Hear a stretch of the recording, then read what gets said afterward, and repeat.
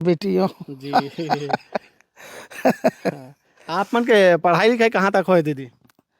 ये बाबू नहीं पढ़े होगा ज्यादा मैं। हम्म। वही दादा मन घर आगबे बेटी के को मन खेत बाड़ी चल दे वो समय। हम्म। तब फिर भी वो मतलब वो मन खेत जावे ना, हम्म। तल सकरी चढ़ा के और मैं भाग जाऊँ मदरसा।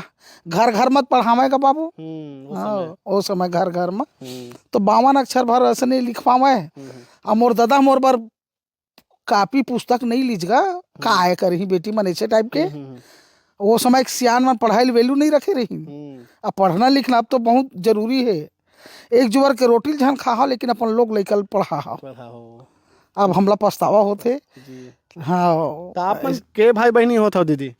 मैं हमन 2 धन भाई है हम्म। और 3 बहनी हन। हम्म। जी। तो हाँ। भाई बहनी मन घलो के ये कलाकारी